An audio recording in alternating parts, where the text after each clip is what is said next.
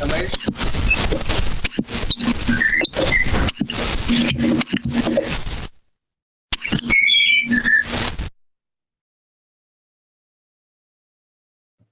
Hello.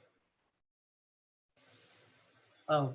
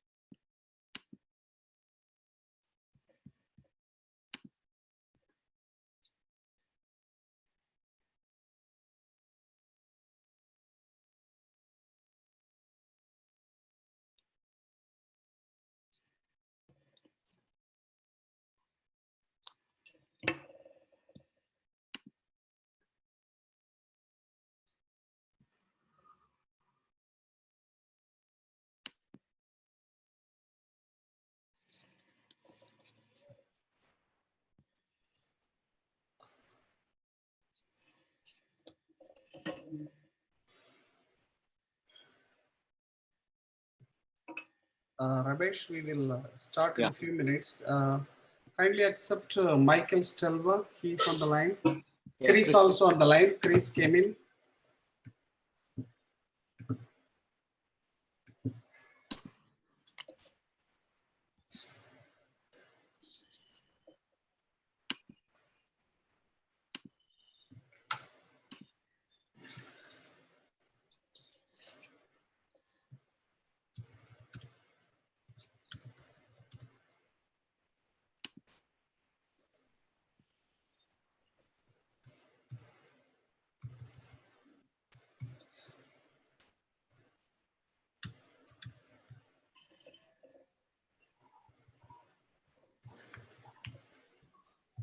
Good evening.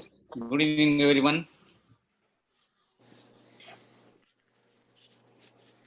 Hello. Welcome. Hello. Good evening. Chris, good morning. Good morning to you. So, good evening to people in India. Good morning to people from USA. Welcome all. Welcome all of you for today's webinar on cybersecurity for independent India, organized by Pride Energy Environment Research Resource Institute, and with the support of Rotary District 3190 and Rotaract 3190 and Rotary Green Park. Now,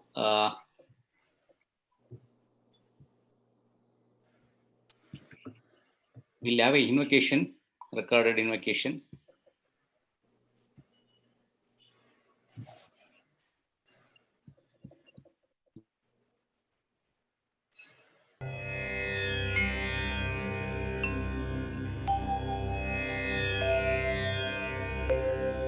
वक्रतुण्ड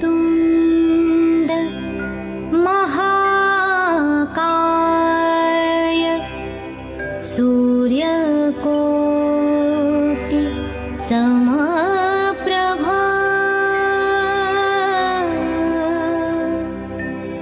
निर्विघ्नं कुरु मे देव सर्वकार्येषु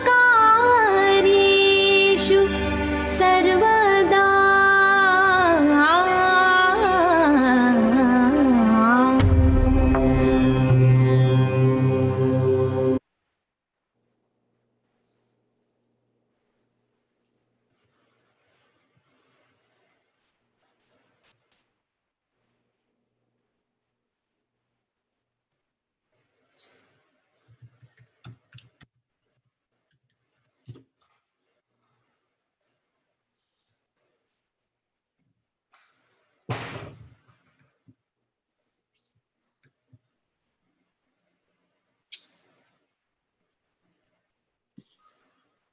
Yeah, I think Chris has joined. I think Mr. Shini is yet to join, and our Mr. Nagendra Prasad, Rotary Governor, is just joining now.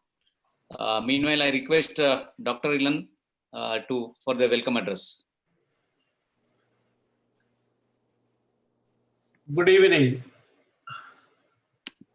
ladies and gentlemen. On behalf of Pride Energy and Environment Resource Research Institute, it is my great pleasure to welcome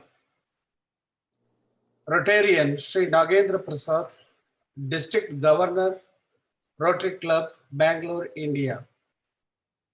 We would like to extend a special welcome to our guest of honor, Mr. Christopher Roebling, founder, ClearSpan Strategic, and former Chief Election Commissioner of Chicago, Illinois, USA.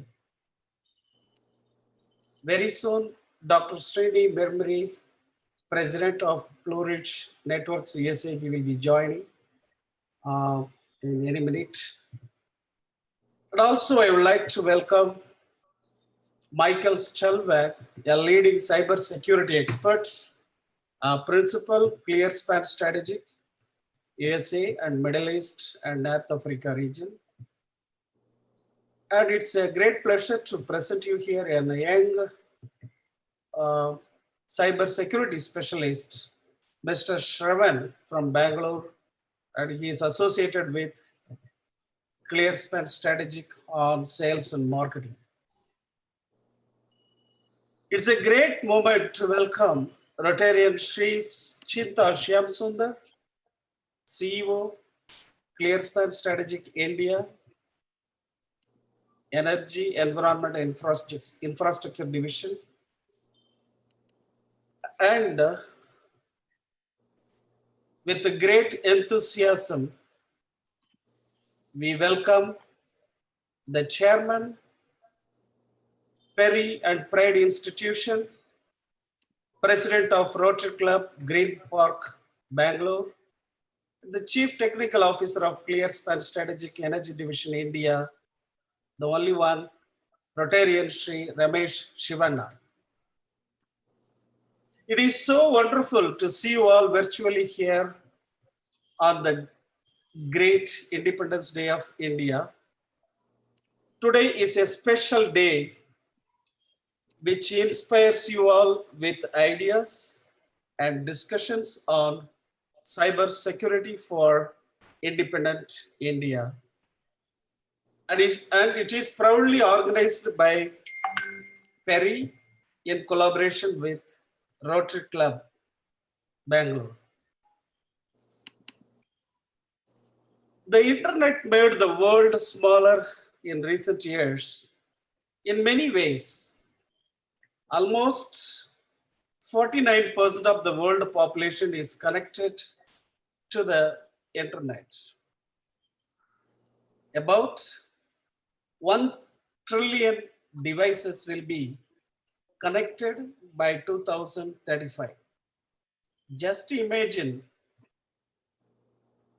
the seriousness of threat of vulnerable attacks, what we are getting worldwide every day. So this is one of the major impacts in our system, in our tools, in the corporations, and it is very important to tackle in the time. Safety and security often sometimes misused or misunderstood daily in our workplace. Safety refers to accidental threats due to internal misbehavior or non-intentional misuse of the system. Whereas security refers to intentional threats. Safety deals with fault tolerance, while security deals with resistance to attacks. Hence, the society runs largely on technology as on today. We are also, as a result, dependent on it. Technology brings greater benefits, and it also brings greater threats, and by the very nature of opportunities, it becomes a focal point for cybercrime, cyber war, industrial and government espionage, and cyber attacks. This is the issue the whole world is experiencing as on today due to the revolution of IT technology. Therefore, protecting it is an important priority as on today. First cybersecurity discourse started in 1970 in the United States, and also the first US patent on cybersecurity was registered by Massachusetts Institute of Technology in 1983. And then the momentum on cybersecurity was started and became worldwide awareness since 1990. Cybersecurity is a shared responsibility, such as people, processes, tools, and technologies work together to protect an organization assets such as confidentiality, integrity, and availability of the assets or data. The cybersecurity framework functions to identify, protect, detect, respond, and recover.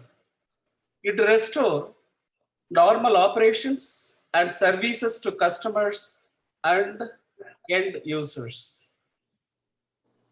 The technology experts from Blue Ridge Networks will share you all the state-of-the-art technologies developed and marketed past 25 years and their products to protect from the vulnerable cyber threats and attacks. Thanks. Thank you again to everyone for being here today to celebrate the great Independence Day of India. Let the celebrations continue with our cyber security awareness and solutions with the state-of-the-art technology and products. Thank you all. Thank you, Dr. Ilan. Thank you very much for your welcome address. Thank you, sir. Now I would request Rotarian Nagendra Prasad, the district governor, who's joined.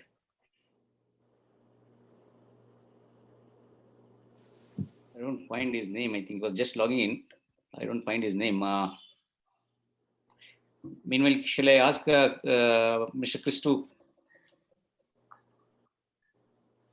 speak on that?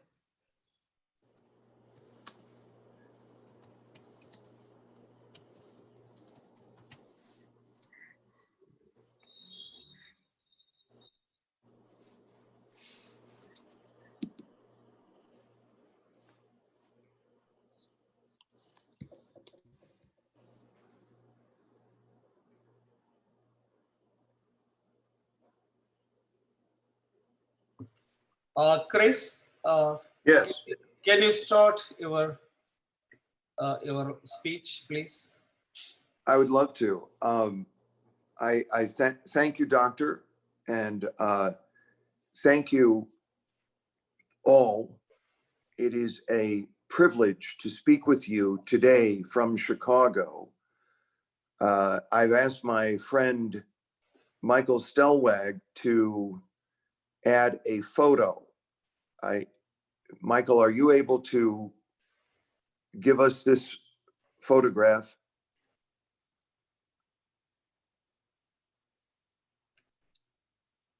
Michael's going to share the screen and he's going to present to you a photo I hope all of you enjoy seeing as much as I enjoy handing over. Let's see. While he does that, while Michael works on that, I will talk about a couple of things very quickly, and we hope to be joined by Dr. Srini momentarily. Rotary started in this building. This is this building at 121 North Dearborn Street in Chicago was erected in 1890, and only a few years later hosted the very first Rotary meeting. That meeting was like a little acorn that now has grown into this vast oak of hundreds of Rotary clubs from Sao Paulo to Nome, Alaska, from Bangalore to Bangor, Maine. There are Rotary clubs in many hundreds of cities of the world, as all of you know, because because Rotary, especially with its 4-part test, is it the truth? Is it fair to everyone? Does it build friendship and goodwill? Will it benefit everyone? Rotary, because of its 4-part test, grew from this building to the worldwide oak of which all of you in Bangalore are leaves and branches. And I'm very privileged to have addressed Rotary One here in Chicago on 2 occasions, both times about elections and the proper administration of a fair election. And I think of Rotary as one of the international associations of individuals who care about this world and who are willing to take time to go to their meeting, to see their fellow Rotarians, to hear what's happening in the community, and to decide on steps that meet the 4-part test. I will tell you as well that since I was a young child in school, we always heard about Rotary students who were able to go from one country to another to spend a year to learn about the world. And whereas I got to be an AFS student and I went to Finland, I want to tell you, Rotary students themselves have contributed vastly to the great legacy of Rotary. So that is my introduction from Chicago. And I thank Michael for sharing that with us. Michael, let's just take a look at the next slide, and I'll continue by saying Blue Ridge Networks is a very interesting company. Blue Ridge has been working in this field for 25 years and has been helping people, companies, government agencies, friends around the world. And I think that the cybersecurity world is becoming far better known today because of the many threats that are imperiling digital assets, as was said a moment ago by Dr. Elan. Cybersecurity is intended to protect the digital assets of an organization. And that's extremely important because we know, and you can see all of these different groups here, and there are many, many more, and other companies have other lists, et cetera. Let's go to the next slide and say that you want always, in the realm of cybersecurity, to prevent an attack before it happens, rather than to experience an attack and have to re-establish your digital ecosystem.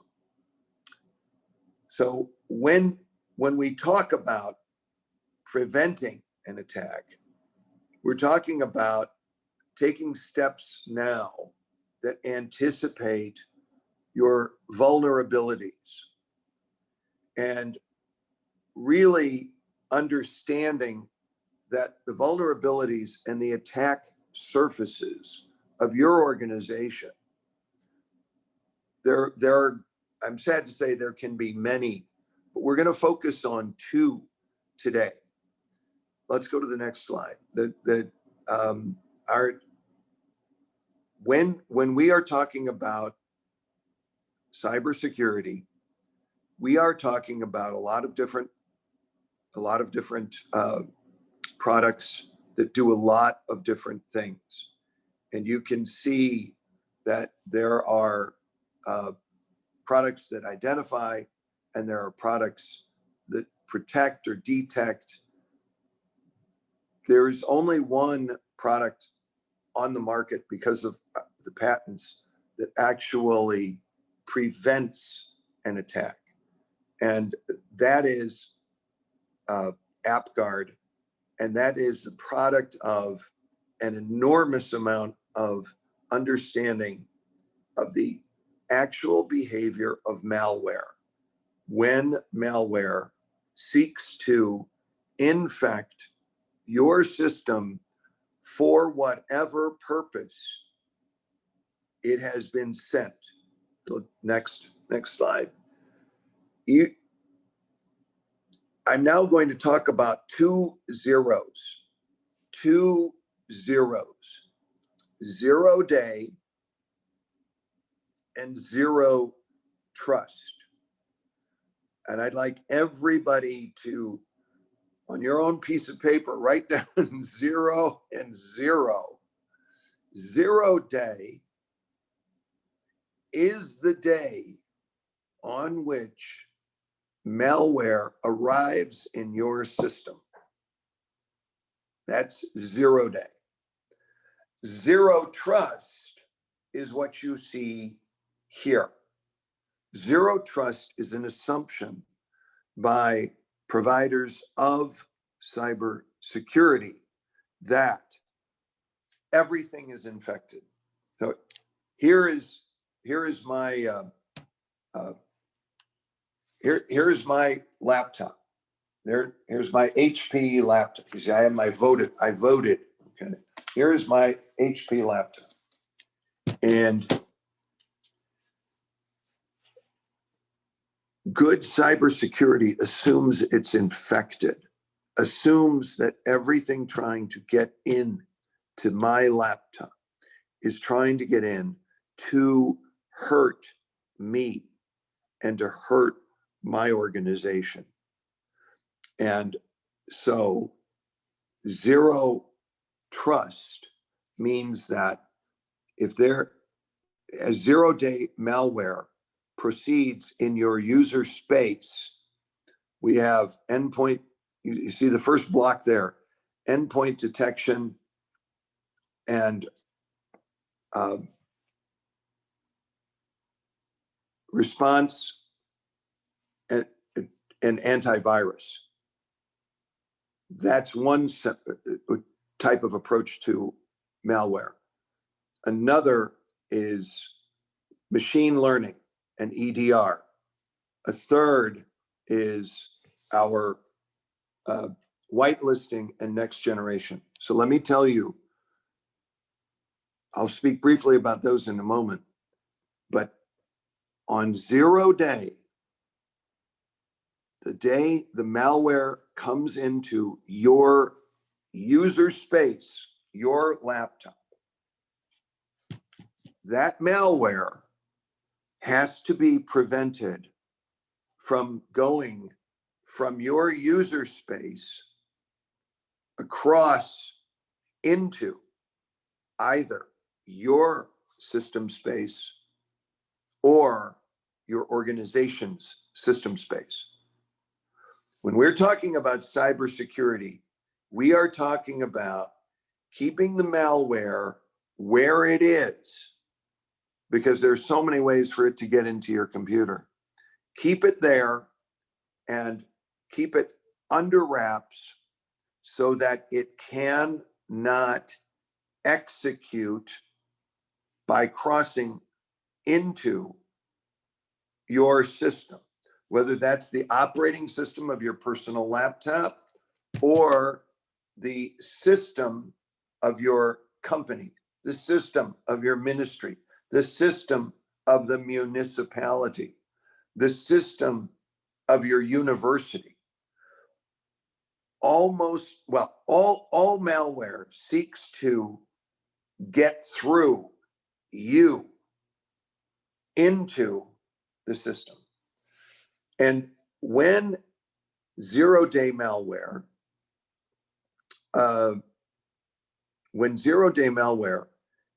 is not stopped, not recognized, and not contained by your defense at the endpoint, that is when you are inviting it into your system, and you will have a lot to pay on the other side. So this is a very basic expression, but for those who are new to cybersecurity, what you try to do in this business is create a barrier so that zero-day malware is contained before it reaches into the system. Let's go, and so now we have endpoint detection and response and antivirus. That's an approach. It's a very valid approach. But however, endpoint detection and response depends on recognition. They have to recognize the particular malware. When you talk about machine learning and EDR, machine learning is machine learning about that malware. And finally, whitelisting and next-gen antivirus, that's all about understanding from the cybersecurity community what the malware is. And I'm here to say to you that all of these products are important. All of these products do important things. Some of them are absolutely terrific. What you will experience in cybersecurity is you probably need to layer your protection so that you are taking every step to prevent the malware from crossing into your system. And one way you can do that is installing a prevention system, and the only prevention system now is AppGuard. Let's continue to the next. So what is AppGuard? It's a kernel-based agent, and it is designed to stop malware that behaves in a manner that it recognizes as corrupting to the system. And this is one of the brilliant insights behind prevention. All malware has to do something to get into the system space. So let's move along, I think. And if anyone recognizes Dr. Srini arriving, please let me know. So as I said, the applications and the endpoints are not necessarily designed for security. They're designed for the ease of use of the end user. So think of yourselves as the end users, the operators of the end points, and those endpoints are where many attacks, and especially polymorphic attacks, are initially lodged with operating systems. So what you can see here, 93% of all enterprise attacks are starting at a endpoint. And so if you protect your endpoints alone, if you do nothing else but protect your endpoints, then you are likely going to reduce your attack surface for malware distributors, and that is going to protect your organization. So now let's get into a little bit of the technological basis for prevention. As you can see on the left, we have malware code, which is in the user space in that graphic. And as I was saying before, the malware is going to do everything it can to get into your system space. As soon as it gets into your system space, you have been hacked. And that's where you really start paying a lot. So what you want to do is segment malicious code in your user space. So what we're saying here is your user space has been corrupted. There is malicious code there, and you want it to stay there, to segment that malicious code by keeping it in the user space. That is the first responsibility. Now, being polymorphic, meaning many different forms of attack, that malicious code is going to keep trying to get out. So we have this post-launch. And what's vitally important here is that when people are trying to prevent, you identify what happens in an organization, and what even happens with AppGuard Solo is you have a list of high-risk applications, and you have a list of normal applications. And when there is activity in a high-risk application, like Java, like Chrome, like Adobe, when those are applications that are frequently used as conveyors for malicious code, AppGuard isolates on those to watch behavior and prevent penetration.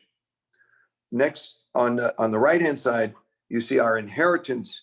And this is all patented now. Our inheritance capabilities will provide the same level of security to a child process as was provided to the parent origination. This is absolutely important, and because of the patents, we're the only ones who do this. So when you get in this graphic, you see a letter, an email. When you get that email and it says, hey, we want you to go click on this link, you open up Firefox or whatever browser, and at that browser, you find out that you're supposed to launch a PDF, and that PDF has the malicious code. Well, as you can see from the bubble, you see the email is up at the left. The bubble is surrounding the email. And that's a little AppGuard symbol on the lower right-hand side of the bubble. And as you go, that's the parent process. And as you go through the child processes, you see that AppGuard is keeping the activity inside its isolation bubble so that nothing from the original parent activity is going to be allowed into the system until AppGuard determines it is not a threat to the system space that it is used to protect. Hi, Chris. Chris, before we move to the next slide, I just want to make one point that this protection never ceases. So if there's a delayed detonation 6 months later, 2 years later, it doesn't matter because this system will protect perpetually once that process is applied. Michael, that is an excellent point, and I appreciate it. And this is why, and I know we're not here to do a sell job. We're here to talk about the importance of cybersecurity to your organization. There are many different products you can buy. We're talking about one that we know very well, but the most important thing is that you demand from the people providing cybersecurity to you and to your organization explanations about issues about 0 day, about zero trust, about parent and child processes. You want to understand the extent to which your, excuse me, you want to understand the extent to which the product that you're being sold meets these criteria. So for instance, does a endpoint system prohibit applications for writing and protected resources? In other words, if I get an email and it's supposed to be telling me about some, activities of my Rotary Club, is it going to my system root structure to make changes? Well, an email is not supposed to be making changes in the root file structure of my laptop. And for that reason, you want to be sure that it will stop before it ever gets to that point. As we continue here, you can all see that, and we can make this available. Here's how AppGuard, which can be applied to servers, works. Obviously, servers don't have user space. It's administration, but servers are filled with system space, and the system space has a variety of potentially vulnerable programs that it is running at any one time. There are also, as I said before, about the normal processes. Those are in a trusted folder, but AppGuard again scrutinizes the higher risk utilities inside the server to prevent any code that is in a server from corrupting the system as a whole. And so servers in that sense are an endpoint. They're not an endpoint because they're used by end users, but they're system resources, system assets, but they have to be protected because the first place malicious code is going to go after an endpoint is into the server structure of the organization. Let's continue on. Chris, one thing I'd like to add here about the server coverage is that traditional EDRs typically do not work with servers because of think of the server load of constantly scanning a server. It's just not possible. So there needs to be another solution that's scalable so the server's allowed to perform at a high performance level. And that's where this particular product comes in. Michael has raised the issue of scanning. And let's, I don't know what the next slide is, but this is a very important point. Okay, here, no file scanning or data exfiltration. So if you have this much capacity on your system, you do not want this much of the capacity used up by your endpoint detection and response program. That only leaves you so much for your users. You want something on your system that is light. And so AppGuard happens to be a kernel level application that is not, so that makes it very light on the system to begin with. Number two, because of its recognition of malicious activity by the attack, it is not scanning your system constantly to look for malware. It detects malware through that behavior, and it segments it away from the system. So it is not causing a use of your system to scan from beginning to end, and then to scan back again, and then just, believe it or not, there are approaches, and they work for some people, but in general, we don't have enough energy in the system to keep it. It ends up sapping the system, reducing the capability of your end user because their processing capability is diminished by all of the scanning back and forth. You want also to stop the control of your organization by the hackers, okay? The hackers, when they are attacking you, they are seeking to control your organization. Either they are implanting ransomware that will infect your data and require you to pay Bitcoin to get your data back, which is horrible. And we have vast experience preventing ransomware attacks. Or they are trying to separate you from your data for some malicious purpose. That's not serving an independent India. That's not serving an independent organization, an independent university, company, person, family, or municipality at all. Okay. So all of cybersecurity is an attempt to protect against their taking over your organization. And what's that? There's another way that they take over your organization. And this is extremely expensive. When big programs learn of malware, and this is well after 0 day. So the other endpoint protectors find out about malware and they start publishing, this is the malware, this is the signature of the malware, look out for this. And they get that back to their users. Then you have to start deploying all of that information to protect yourself. But number three,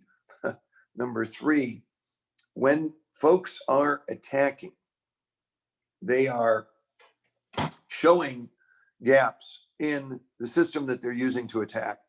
And when they show those gaps, Microsoft back in California or Adobe or any of those major programming organizations come up with patches. Patches then go out to your organization and they have to be put into the system to patch the defense against that incoming attack. Okay, so the organization learns there is an attack out there, it's exploiting this weakness, we need to defend against that attack. They turn that into a patch and the patch comes back to your security operations center, your SOC. It's called a SOC. Those patches run into the hundreds for major global organizations. And in fact, in some years, they might move into the thousands. Every one of those patches is essentially a reprogramming of the system.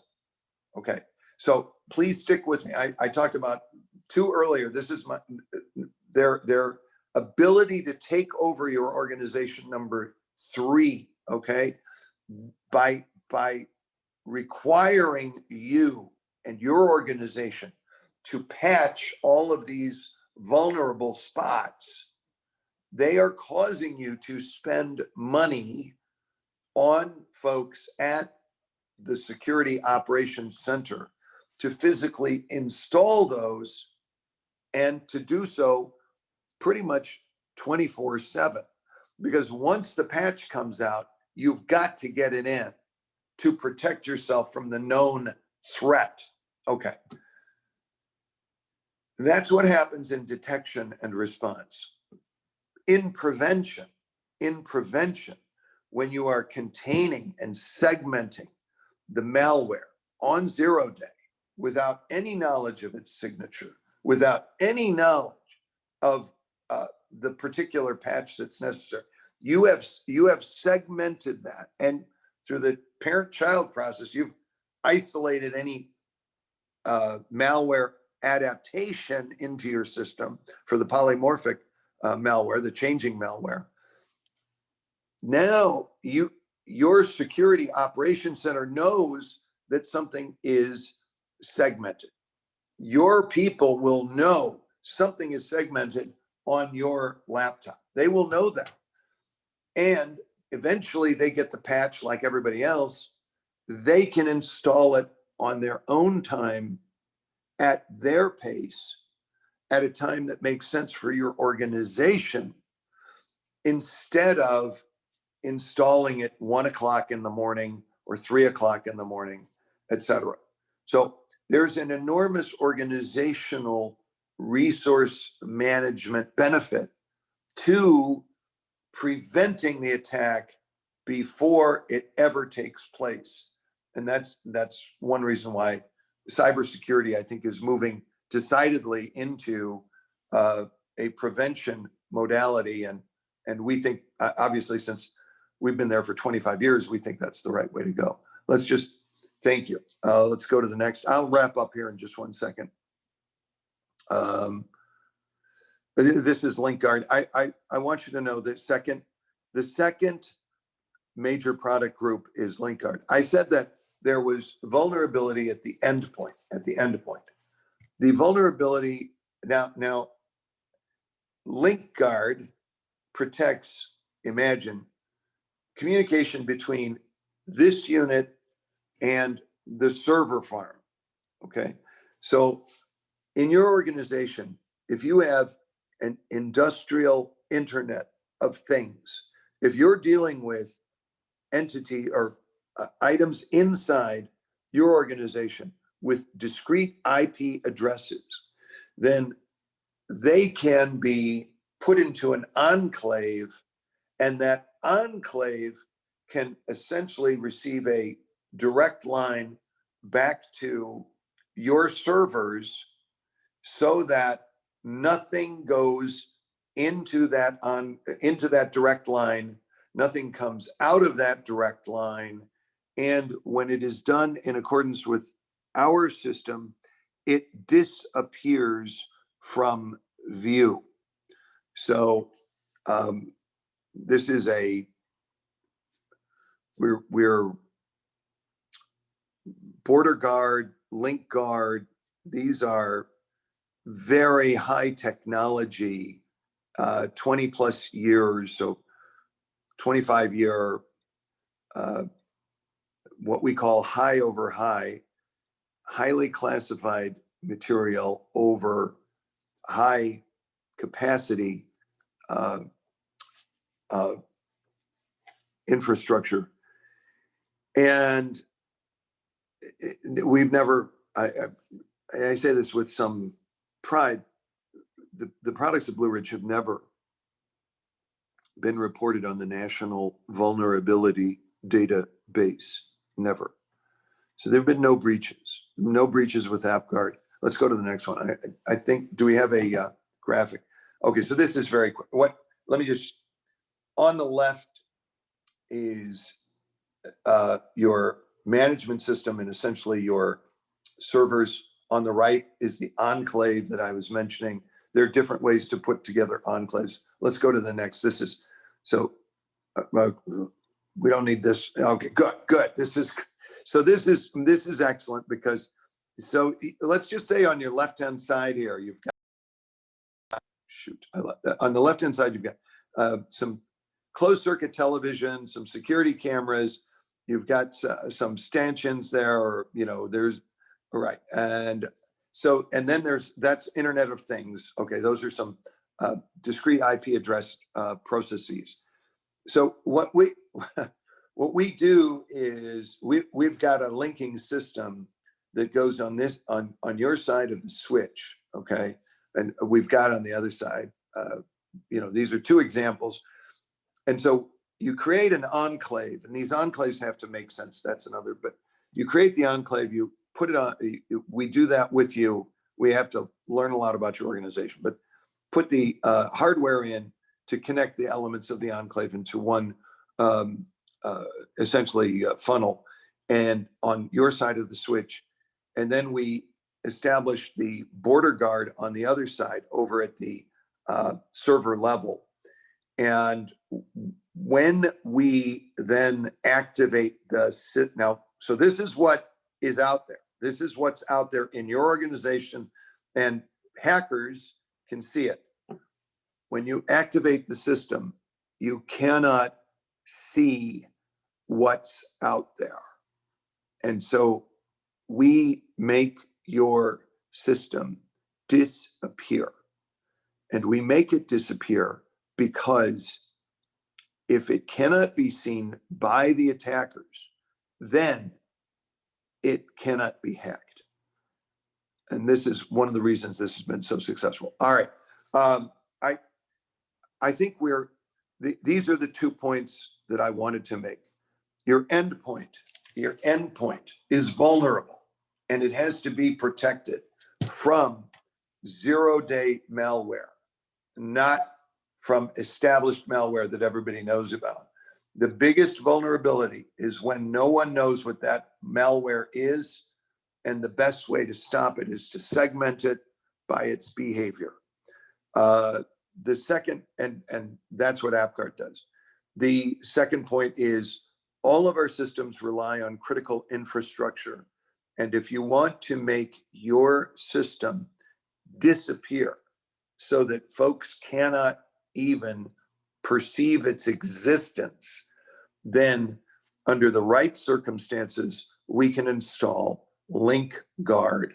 And it has been protecting, we can go through these. It has been protecting our most sensitive secrets for 25 years. And we would be very privileged to protect your secrets, to protect your digital assets, because that's how your organization can be independent. And if all of your organizations are independent, then that serves an independent India. And it's a real privilege to say Happy Independence Day from the United States to all of you there. Thank you very much. Hello, Chris. One thing, I think just one good segue here before we give the floor back to Dr. and to Ramesh would be to maybe talk about a couple of the case studies that of real life applications of where cybersecurity went wrong, or where maybe having a correctly protected system actually helped fix a problem. I know we have the Minnesota Sheriff's Office, have the Las Vegas example, a major Asian airline. Just a couple of just quick. Yeah, well, thank you. Okay, so let me talk about because it's cybersecurity, we don't really talk about customer names very much. You saw some logos, but the specific situations are always very sensitive. And I'll tell you, Michael has a big background in airlines, and there is a global carrier based in Japan whose name you would recognize, we'll say that. And they had an enormous problem with patches. They were patching constantly. And when they're patching, they're not doing other things. And when they're patching, they are putting their resources to work on the timetable of the hacker. So the patching was an enormous problem, and they investigated all endpoint protection. When they installed AppGuard, after a matter of months, their use of the Security Operations Center went from this to this. Specifically, they went from 24 hours a day, 7 days a week, every day per year, to 9 to 5, Monday through Friday. 9 to 5, Monday through Friday. Why? Because they no longer have to install the patches when the malware is detected. Now, because of AppGuard, the malware is contained, and it's not hurting anybody. They know about it. And when the patch comes from the program source, the OEM of the program, they install it on their time. So the savings to this global airline, whose name you would recognize, was many times the cost of their installation of AppGuard. So AppGuard comes in, and it is in the system, and it immediately stops zero-day attacks, other attacks as well, but it stops the zero-day. And by doing so, it eliminates their need for frenetic response to the intrusion. So that's a great example. we have many other patch examples. Michael, the New York City, this is a public entity, so we can say, the New York City Housing Authority has 7,000 endpoints. There are 7,000 people out there in New York City working for the Housing Authority. They never could maintain their system because they were endlessly installing patches. So they had no time to physically maintain the system, or let alone to improve the system. And this just became intolerable. And when that happened, they discovered AppGuard. They've shifted from AppGuard, from their past provider to AppGuard. And now, once again, they've reclaimed their system. So the resources in the organization that are devoted to the schedule and the intentions of the attacker go down. And the resources and the attention and the effort in the system, in the organization, that go to the organization's need from its information technology skyrockets up. Now, Michael, do you want to talk about Las Vegas or about Minnesota? Yeah, I'd like to talk about Las Vegas for sure. You know, it's kind of the tale of a fish tank. So let's put it this way, in short order, a fish tank ultimately caused a mega data breach for untold millions of dollars, essentially a heist against a casino of its personal data and monies. It was never truly revealed the extent of the damage for reputational harm, but it all started with a fish tank. In this IoT age, it's not uncommon for, let's say, a high-end fish tank to be controlled through a remote software that looks at the salinization of the water, the temperature of the water, oxygenization, all types of things to take care of the wildlife inside. So that's what was happening at a major casino in Las Vegas, and hackers found a way to get into a fish tank that was sitting in Las Vegas but managed out of California. That meant that there was an exposed IP address, and that alone, one IP address, was all it took for hackers to be able to, and probably using an old OS, and so the operating system was probably older and didn't have the patch management one might need. The system was they were able to actually penetrate through that IP address and penetrate servers and get into that system space and do their harm. So it's every IP address is a potential hazard. Right.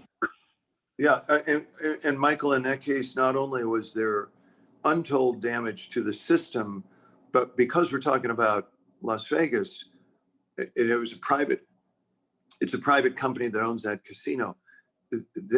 Hundreds of millions of dollars may have been stolen.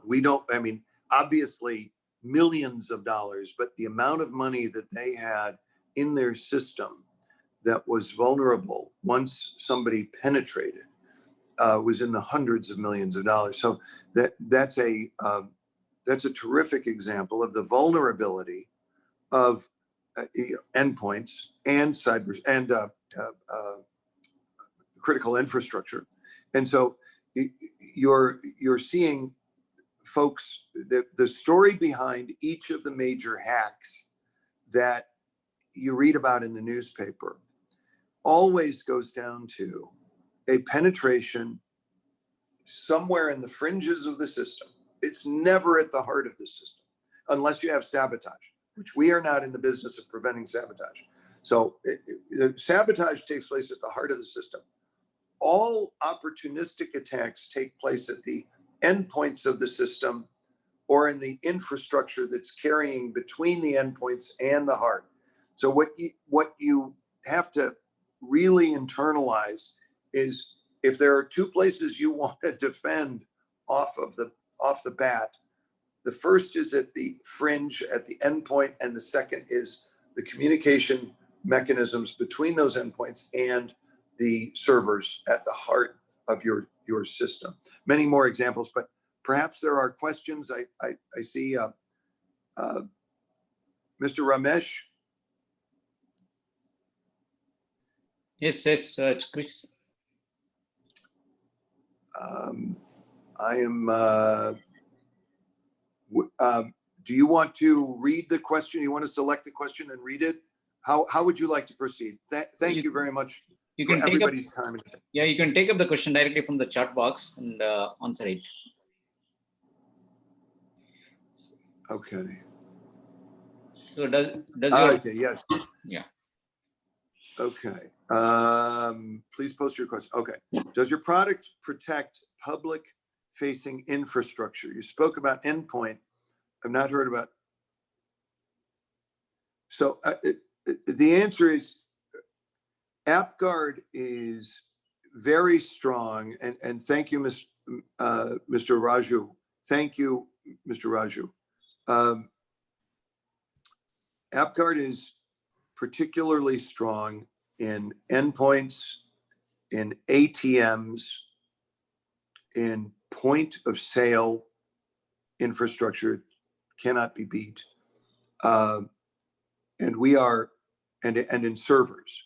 Those are the areas where AppGuard has been most widely adopted.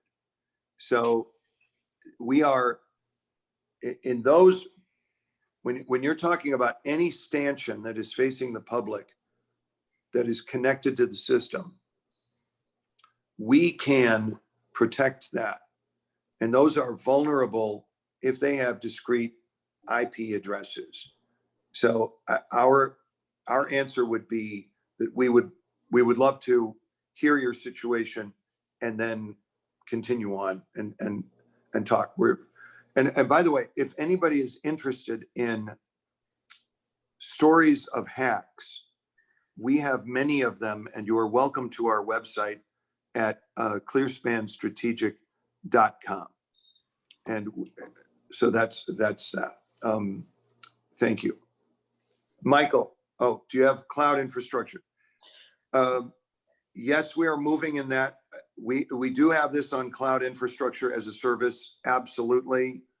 There are major corporations whose every server, cloud and other, are protected, and we are beginning to deploy. We are in the stages of deploying from the cloud, and so that's a very important point. Thank you. Is there cyber insurance in the U.S.? Yeah, Chris, I'd like to take this for just a moment. Please do. There's two ways to look at cyber insurance. The answer is yes. There's two ways to approach cyber insurance. One is to use your existing cybersecurity stack and pay a premium to an insurance agency. The other way is to use preventative cybersecurity and not pay an insurance premium. And so there's two ways to look at insurance. One is to prepare yourself for financial loss and get reimbursed for that loss by doing traditional cyber insurance, which there are providers in the US. But the other is to make preventative cybersecurity your priority, because if you do preventative cybersecurity, you're protecting yourself and you're not making insurance companies rich. You're enriching the protection of your own network. Anything else you want to add on cyber insurance, Chris? No, I think that cyber insurance is a growth industry, and I think what you'll find in the fees or the premiums that are required is that certain products are going to generate lower premiums because they have never been penetrated. And when you're using a certain, we have different levels of insurance. The person who drives the Toyota does not pay the same insurance as the person who drives the Jaguar, okay? for a variety of reasons. Well, the person who uses AppGuard is presenting much less risk to the organization than the person who's using less comprehensive means of protecting their digital assets. Does the investment depend on the size of the digital assets or the no? Okay, yeah, that's, I thank you very much, Mr. Narshari. Rahari. Thank you. So let me say that let me just, since many of you are probably business people and you are confronting these issues, there are a couple of very important points. First of all, you might have a fair amount of consultations that take place after a proof of concept.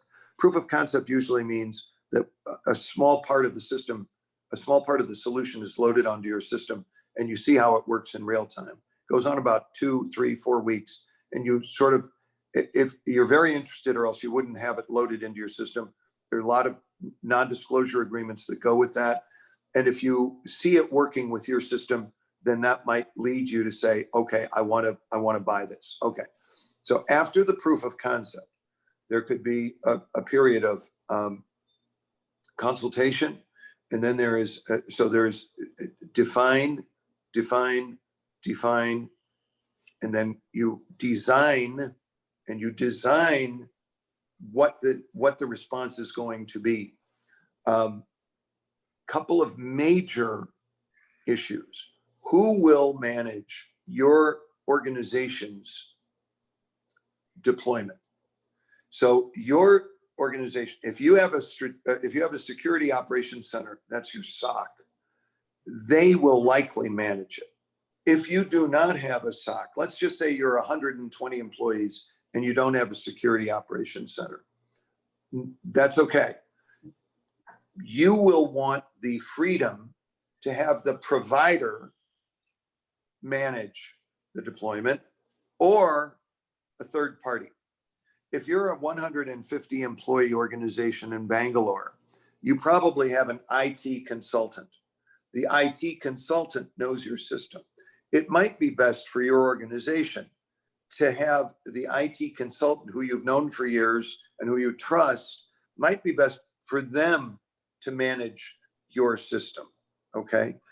On the other hand, for whatever reason, you might prefer that the original equipment manufacturer, that's in this case, Blue Ridge, ClearSpan, et cetera, that they manage your system.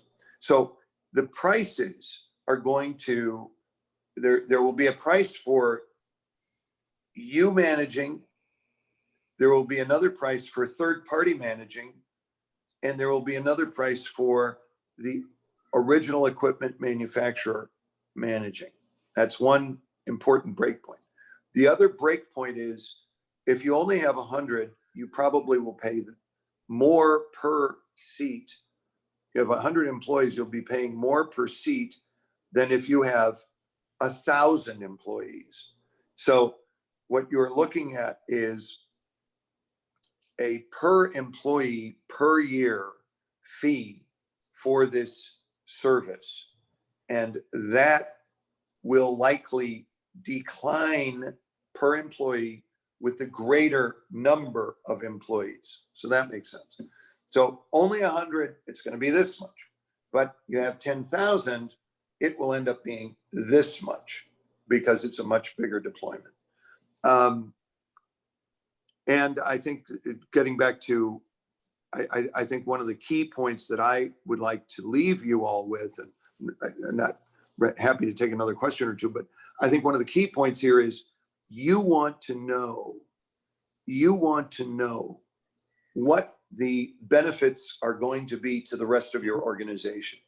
If you're able to take people who are working in the security operations center, and you're able to put them onto work that is important to you instead of patch management, that is an enormous benefit. And I think that as you're beginning to understand, as you're beginning to hear from this presentation, we believe that that is true, that is beneficial for all concerned, that is fair, and that it really, in those senses, meets the traditional Rotary four-way test. And so I really thank you. Thank you very much, Mr. Ramesh and Thank you. Dr. Ilan, and thank you, Michael Stelwag. Thanks to all of you. And if you come to Chicago, please find me and I will take you to the site of that building, and you can see the plaque that we have in Chicago. We're very proud. This is the first meeting of Rotary. Please come. Thank you. Thank you, Mr. Chris. This is Mr. Chris Robling, founder of ClearSpan Strategic and also former Chicago Commission of Elections. And also thanks to Michael Stelwag. He's principal ClearSpan Strategic USA and Middle East. And now we have with us Rotarian Nagendra Prasad, District Governor, District 3190. Now I would request Nagendra Prasad to unmute.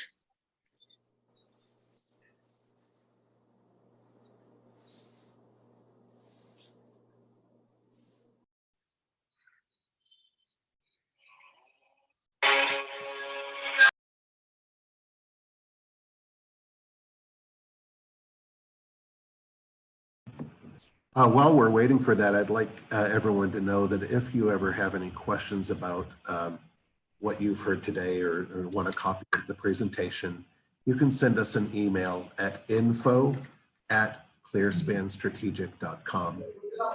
And we also have an India website, which is clearspanstrategic.com/India. Look forward to hearing from you. Rotarian Nagendra Prasad started his career as a Rotractor, and he became a Rotarian, and he's very actively a Rotarian for this Rotary District 790. So apart from that, he's also excelling. Other than excelling a Rotary, Nagendra Prasad is a rich legacy of a business career that has won him awards and many various recognitions. He's a gold medal for won the gold medal for providing a low-cost housing sites by Council for Industrial and Trade Development, and Bharatiya Nava Nirmana Puraskar by All India Business Community Foundation. And he's an Indian Achievers Award for real estate and infrastructure. He's an Entrepreneur of the Year in 2015 by Bangalore Management Association. So he has achieved a lot of things in business life also. So now I request Rotarian Nagendra Prasad to address. Thank you, Ramesh Shivana, Rotarian Ramesh Shivana. First of all, happy 74th Independence Day to each one of you.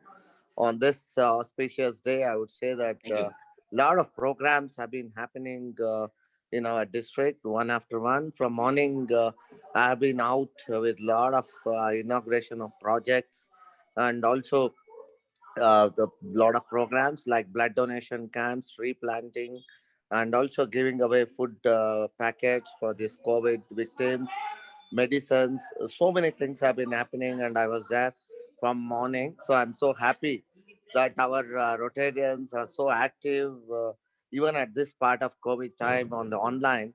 They have been doing fantastic work, and they have adapted to this online. And when we are talking of online and talking of all the infrastructure which is there, the one question which comes is this cyber, which is the most dangerous thing. And I think today's the topic was very apt, Ramesh. I would congratulate you. I know you're a Rotarian from couple of years, but starting a new club again this year, Green Park, and start having a lot of initiative, one after one, and everything is quite useful to all of us. And I congratulate you for that. And I also thank these all the speakers who are there on online. And only because of this COVID, I would say that a lot of opportunities. Rotary opens opportunities, which is the theme for this year. A lot of opportunities have been created for us on online to bring in great speakers like today, who could give us insight of many things which are happening around the world and what has to be done by us.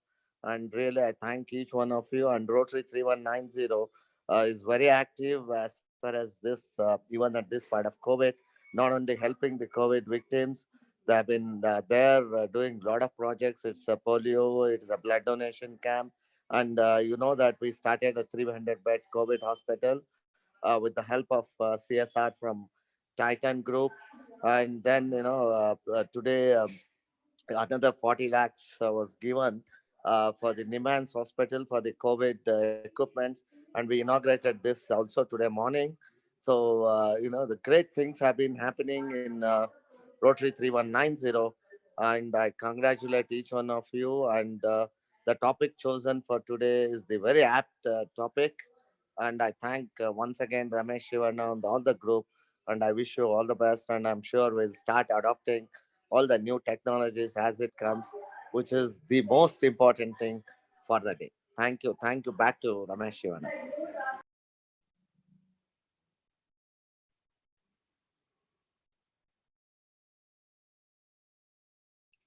Thank you, sir. Thank you. Thank you very much. In such a busy schedule, your time out to join us. Thank you very much for your support in the District 3190. Sir, too, I think probably you would have heard is Mr. Chris Roblin. He's from Chicago. In fact, he was talking about more about the Chicago, the first building which Rotary has started. He has also offered, invitation to all of us, all the Rotarians, to visit Chicago and to meet him, and he's going to host anything local requirement. So we can be in touch with him. And now I would request Michael, do you have any other presentation? Okay. So now can I request? Can I request for the vote of thanks? Closing remarks. I think Shravan want to. Yeah, Shravan. Yeah, Shravan, do you have any presentation? Unmute. Shravan, what is the login? Is login? Can you unmute Shravan, please? No, he has to tell me what is the name he is logged in.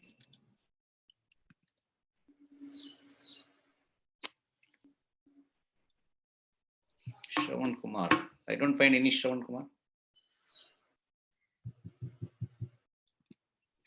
See, can you please name it your login?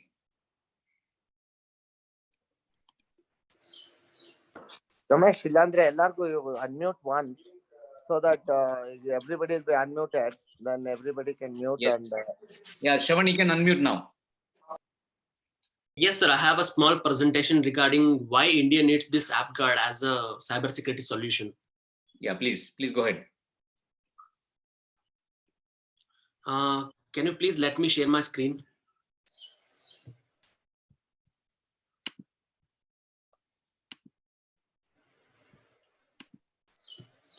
Yeah. Yes, sir.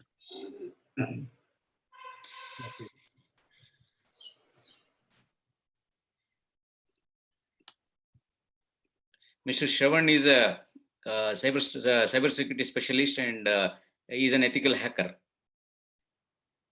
So thank you for this opportunity for presenting me this presentation. I will start with one important quotation. So this quotation is like this. So the only system which is truly secure is one which is switched off and unplugged, locked in a titanium safe, buried in a concrete bunker, and is surrounded by nerve gas and very highly paid armored guards. Even then, I wouldn't stake my life on it. So this is a quotation by Professor Gene Spafford.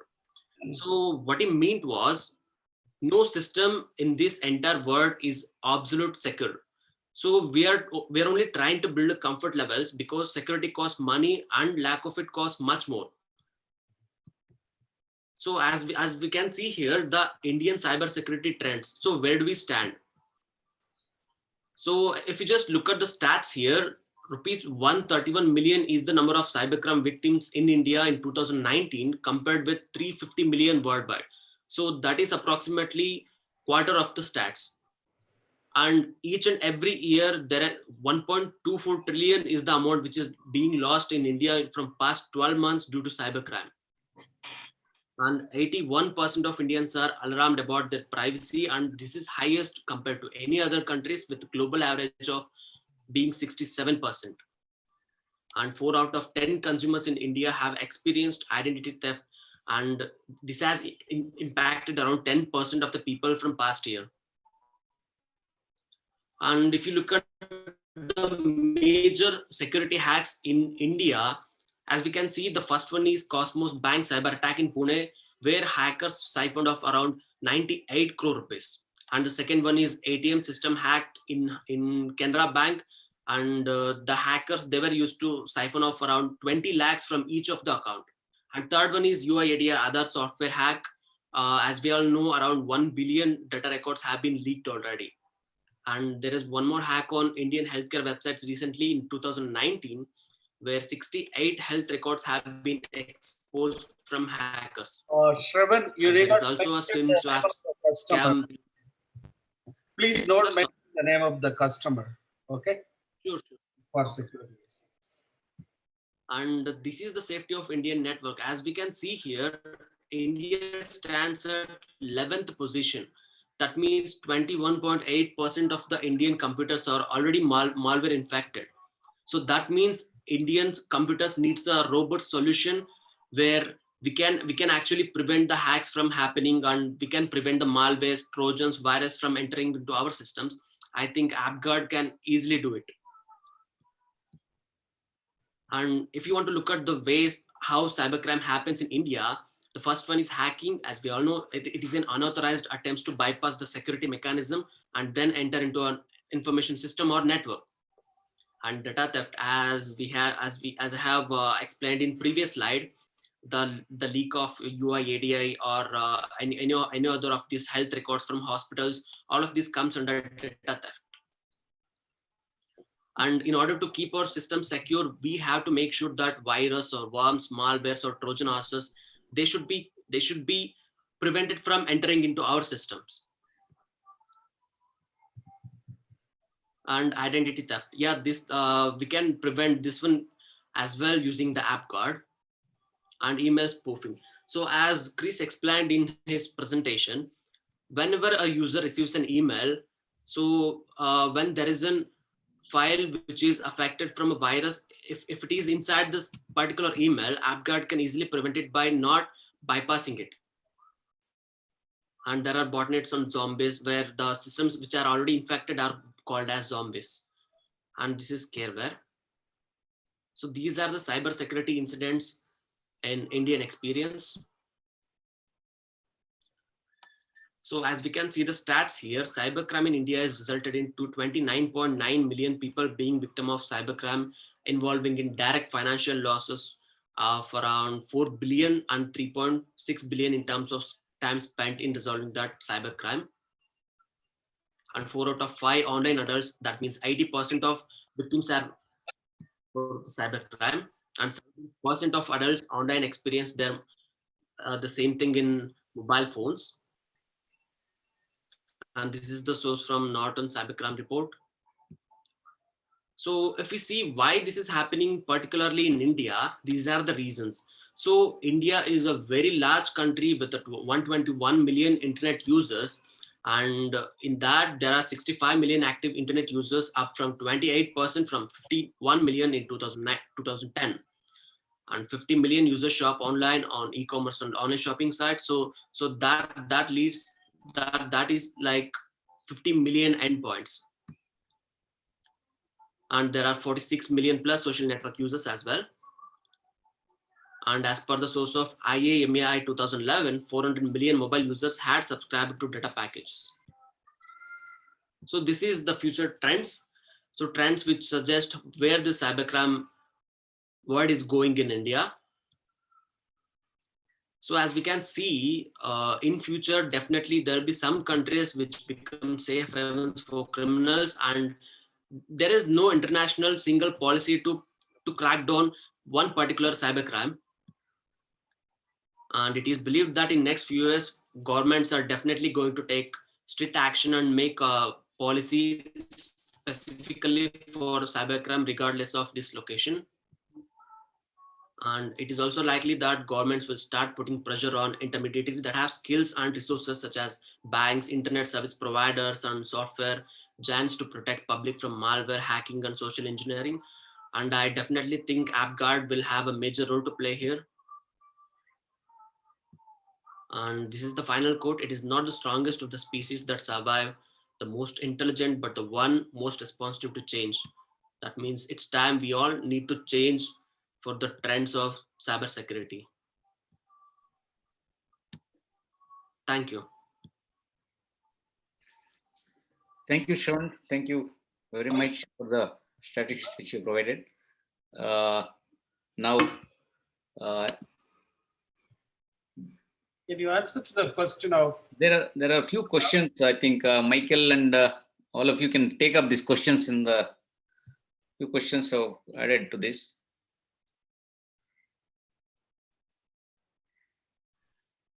Okay, thank you for the ongoing questions. Wait just one second. Okay, advanced persistent threats, yes. There is a question from Mr. Prashant to everyone. Let's see, does the solution cover advanced persistent threats for commodity malware? Does this solution have security automation? Okay, so where known signatures and hashes can be executed by shots. Okay, so the answer to that question is AppGuard does act against advanced persistent threats.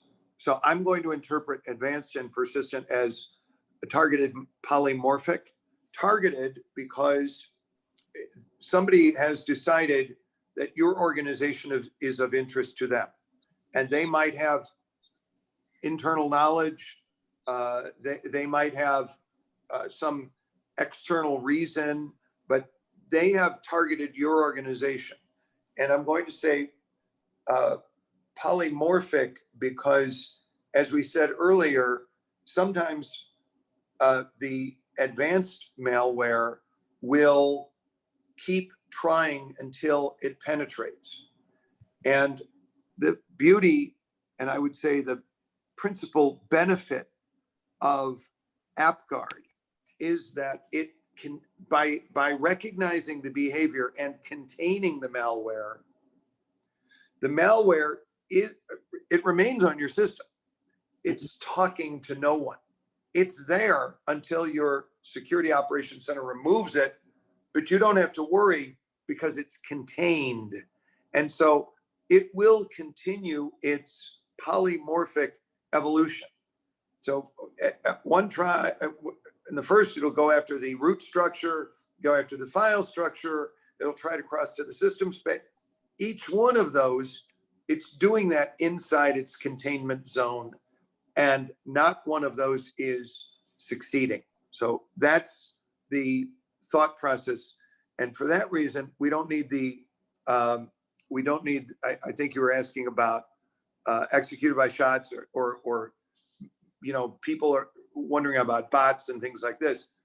When the malware is identified by AppGuard, by its activity, its behavior, its attempt to get to the system space, and it's then contained, it can do whatever it wants. It's not getting out. There are clients of AppGuard who have had malware on endpoints for up to 5 years. Doesn't do anything. And because of the size of AppGuard, it's not making any impression on their system as a whole. Okay, sorry. Happy Independence Day. It's a real privilege to be with you on your Independence Day, by the way. Information session, thank you. Okay, okay. Cross-site, good evening all. Cross-site scripting and how can it be prevented? I'm gonna get a more technical person to answer that question for you. So if we're able, Michael, to keep in touch with Dr. Sunil B, then we'll answer that question. Again, thank you very much. Thanks to all. Yes, Sunil B, if you could just write your email address, we'll be able to get back to you with an answer. Anything that's unanswered, we're happy to come back to you with. We've already got a couple of such questions. So that's great. Just give us your email address and we'll be happy to address your question. Shravan, can you answer to questions made by Buster, please? Yes, sir, I can. Yeah, please. If possible, I can just show you the demo. Yes. Quickly, you can show the demo. Please do it. Okay.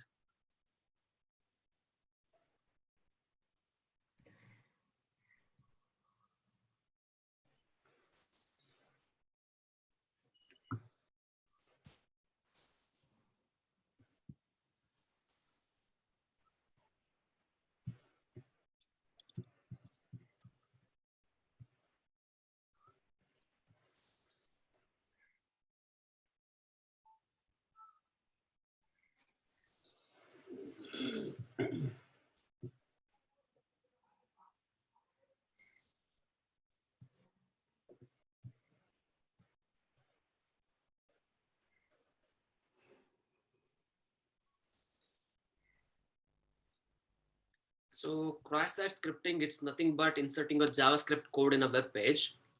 So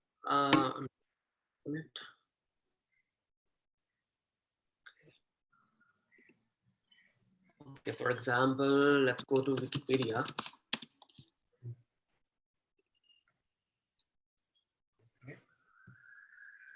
Okay, for example, you see a search button here. So if you're able to write some JavaScript code inside of this particular search bar and then search for it, if the JavaScript code is executed, then your server is unstable and you have to prevent it from cross-site scripting.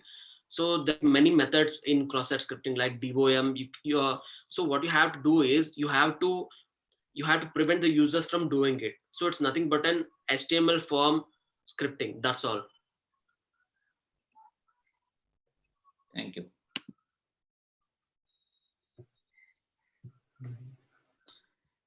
Thank you, Shravan. Thank you very much.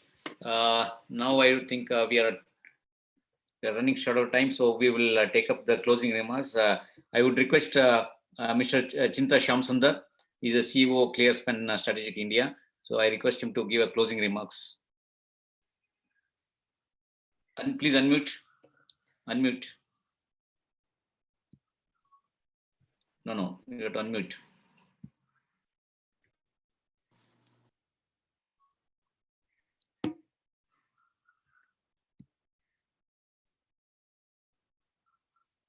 No, your voice is not audible.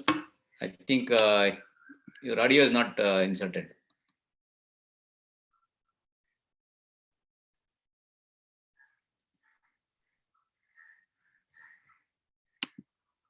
You can open, please, Ramesh. Open, it is open. Hey, now anybody can unmute. And I also made Shyam as a co-host. Shyam, you can start now. I think he's not logged in with the audio.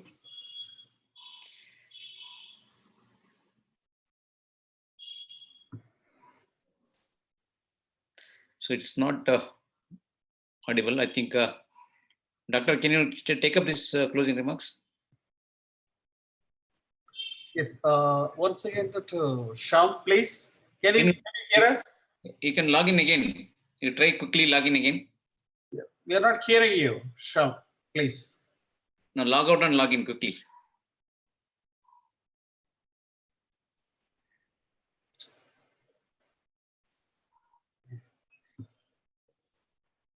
Sherman, you want to add something very interesting that Versted, he asked, where statistics is alarming. What should we do to protect us? Sir, I think AppGuard is capable of preventing all of these attacks. Why AppGuard? Can you explain? Yes, sir, definitely. Because see, just as Chris mentioned, the other antivirus softwares or other antivirus solutions, they are based on a signature pattern. Yes. So so how AppGuard prevents is, so AppGuard, it gets triggered by a process of that particular Trojan or virus. Uh-huh. So like that, AppGuard is able to prevent it. So the typical antivirus. It doesn't work. It doesn't work based on signature patterns. Okay. So the typical antivirus softwares available in the market, is it superior, or it can give the total protection against the threat and theft? No, it cannot protect against the zero-day threats, because zero-day vulnerabilities, Yeah. they're vulnerabilities which no one knows about. So zero-day vulnerabilities, they're very specific to a particular software. So all antivirus softwares, they cannot prevent against the zero-day vulnerabilities. So what AppGuard does is it actually detects and it keeps the threats there itself so it won't be able to run again. Okay. Good. So I think now Shyam has come. Can you speak? No, I think still your audio is not on. Sham, can you speak, Sham? No, his audio is not on. I think Doctor, you can just give your closing remarks and word of thanks. I would like to thank Mr. Christopher Robley. I know it's too early for you to get up the weekend, and thank you once again. Really, you did a great job, and very, very informative. Your presentation and the product and the technology. As well, Michael Stelbach. We are all in different zones of timing, and everyone is joined on this, the great day of Independence Day of India. Actually, this is the topic proposed by Ramesh Shivana. What we are looking for in India on this day of Independence Day, are we are secured with the informations, or we are protected with what our devices we have connected to all the network systems? That's what Shravan was telling. Almost it is not. Almost more than 80% is vulnerable. So we need to look for alternate technology. Thanks for explaining, Chris, your years of experience in this technology of cyber security, since from the government applications as well as the private industry. As well, Michael, thank you for your intervention as always. Your experience in all the corporate in Middle East and North Africa, including the United States.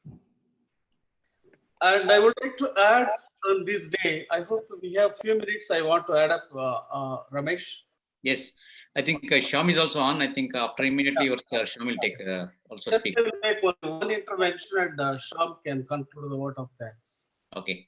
The Weizmann Institute, one of the most prestigious medical research institute in the world, predicted how the cyber security is affecting physically the human health. Just we are talking about our threats to the systems and technologies. I would like to mention just 1 second about how it affects our health by the cyber security. One simple example, you can see all over India and all over the world, the lighting systems which have the charge controller. You can operate, I think Mike gave indirect way in Las Vegas, but I can say you here, most of the street lamps or decorative lamps in the home or any intelligent lamps are controlled by Wi-Fi. I hope we all agree. So what makes the sense to the health? If any hacker, unethical hacker, he want to enter into the system either to switch off or to put up in a particular hertz intermittent light very frequently, which increases the seizure, I mean epileptic. This is so dangerous. So the system is very open, the charge controller.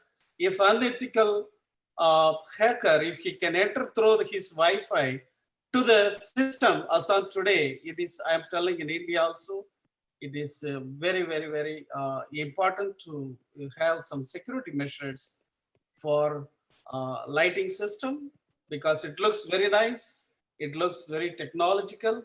At the same time, we should aware of our own vulnerability, because we are not protecting the home or devices with a sustainable, with adequate software systems, or we need products and technology like AppGuard, as you experienced in this lecture.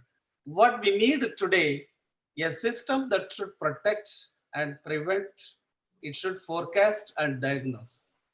I think this is one of the greatest technological products. If anyone interested, please, you are most welcome to visit the website www.clearspanstrategic.com. Sorry, thank you, sir. Thank you. Mr. Shyam? Yeah, can you hear me now? Yes. Can I continue now? Yeah. Yeah, good evening, everyone. It's a privilege and a great joy for me to extend a vote of thanks to all those who have contributed in to make this webinar a grand success. First, I would like to propose thanks to Dr. Ilan Kupuswamy, President of Peri and Chairman ClearSpan Strategic India, for gracing today's webinar. Thank you, Dr. Ilan, for your interesting and thought-provoking address. I would like to extend my thanks to distinguished speaker and guest, Mr. Nagendra Prasad, District Governor, Rotary International, for his address and his presence for this webinar. I would like to express my profound gratitude to Mr. Chris Roebling, founder ClearSpan Strategic LLC USA. In fact, it is very interesting and enriching experience while watching his presentation. And of course, Rotary has connected many of us worldwide. And I am thrilled to see the old building which had hosted the first meeting of Rotary. In his address, he clearly said that prevention is better than cure. And protection against zero-day malware is very important for all the businesses to have business continuity. And Chris is right to that, in a sense that to improve stakeholder confidence and improve company credentials, it is very important to have correct security controls in place. Thank you very much for your presentation, Chris. We really appreciate your presence and time. I also extend my sincere thanks to Mr. Michael, Principal ClearSpan Strategic LLC USA. Thank you, sir, for your time and the product demonstration. It is very clear that in order to have business continuity and improved information security, we have no other option but to have right security in place, cyber security in place. Please note that individual privacy in the networked boundaryless world is a utopian thought, and therefore cyber safety and security is essential. Blue Ridge and ClearSpan Strategic could resolve the current problems of cyber threats. If anyone is interested, please do get in touch with us. I also would like to extend my thanks to Shravan Kumar, Cyber Security Specialist. Thanks, Shravan, for your time and supporting this webinar and also interesting statistics about India. I also would like to extend my sincere thanks and gratitude to Mr. Ramesh, President Rotary Bangalore Green Park, for his initiative on moderating this event. I also appreciate your zeal and enthusiasm in organizing successful webinars like this. Ramesh, thanks for this new initiative, and I look forward to hearing new ideas, new perspectives to cybersecurity related challenges and awareness enhancing discussions with the cybersecurity gurus around the world in coming days. Last but not least, I also would like to thank all participants who made this event a grand success. Thank you again for being with us this evening, and have a wonderful evening. Thank you very much. Thank you very much. Thank you, everyone. Thank you, everyone.